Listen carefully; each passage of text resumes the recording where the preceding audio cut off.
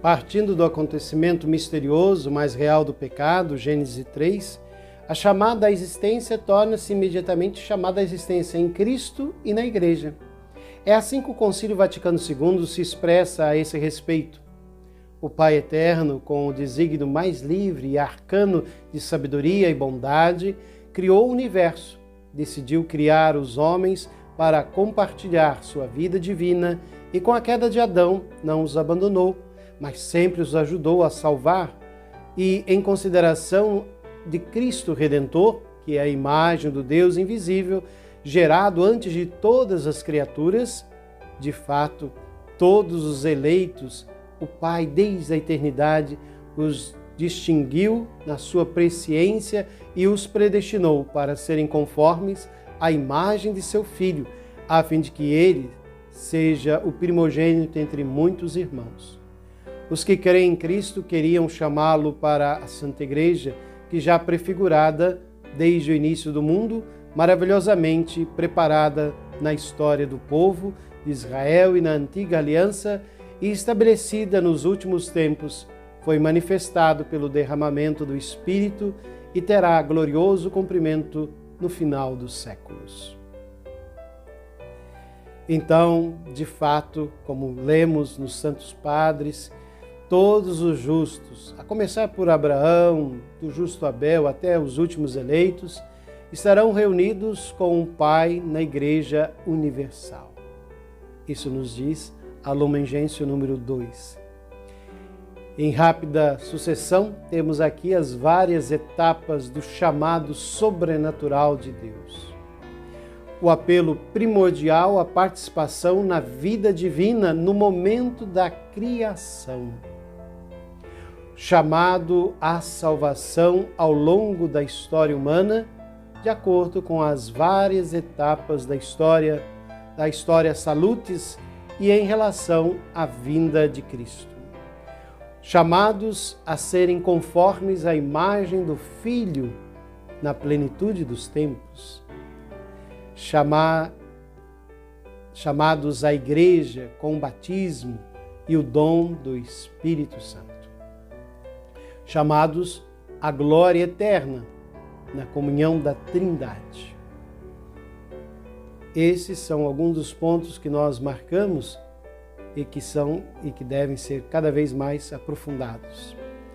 Porque a chamada à existência em Cristo e na Igreja não se sobrepõe à chamada à existência, mas assume e a transfigura por meio da graça, segundo o grande princípio da teologia clássica.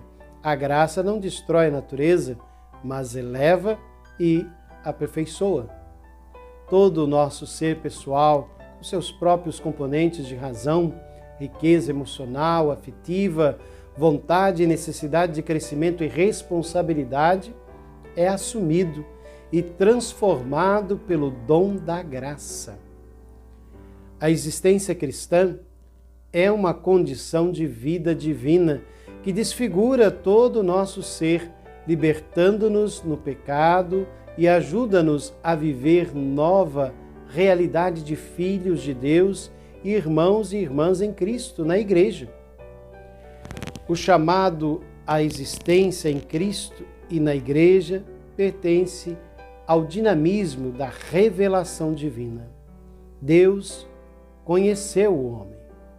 O ápice desta vinda de Deus ao homem é Cristo. Com ele, todas as revelações anteriores são assumidas e levadas a um cumprimento pleno e definitivo. O cristão é aquele que acentuou e aceitou este mistério e aderiu ele com toda a vida. Todo o seu ver, julgar, agir é agora medido pelo padrão da revelação divina. Viver a vida cristã significa fazer boas novas do Evangelho a norma prática da existência. Deste ponto de vista, ser chamado à existência em Cristo e na Igreja significa ser chamado a uma visão da vida e da história não mais moldada pelo egoísmo pessoal, mas pela visão que Deus nos deu, para além das contingências e dos seus planos superficiais. É algo que devemos sempre meditar, porque esse chamado, este apelo, consiste em nos acolher na vida que Cristo nos trouxe, a vida da graça, e sendo ela ramos da videira verdadeira, que é Cristo Senhor Rei, o que temos é só ganhar. Ser cristão não é apenas observar as normas, mas ser novas criaturas à imagem do Filho que Deus enviou ao mundo e viver unido a Ele. O lugar desta apropriação da vida de Cristo é constituído pelas mentes sagradas da Igreja. O que me mantém unido à Igreja são os sacramentos. Se permaneço na Igreja é porque é um ambiente vital, é o paraíso onde as energias do Espírito atuam. É aqui que os rios de água viva me lavam das minhas misérias e que a árvore da vida me alimenta com os seus frutos. Não posso viver fora do ambiente sacramental. Não há vida cristã que não mergulhe no ambiente vital dos sacramentos. É impossível. Os sacramentos são vida e vida nova.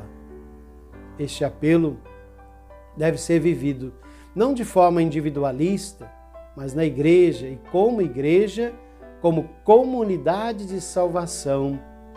Aprove a Deus chamar os homens a participarem não tanto da sua vida um a um, mas uni-los num só povo, no qual os seus filhos dispersos estivessem unidos em unidade orgânica.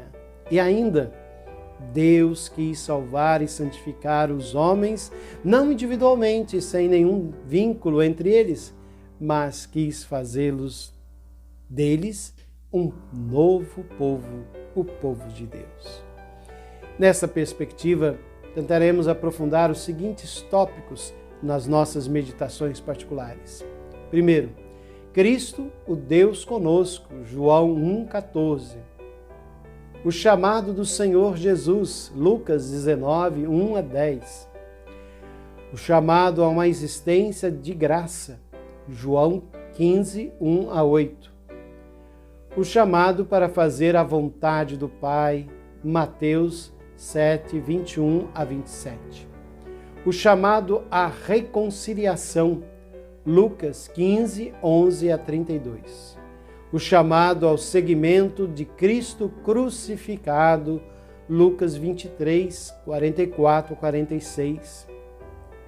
O chamado ao encontro com o Senhor ressuscitado, Lucas 24, 13 a 35.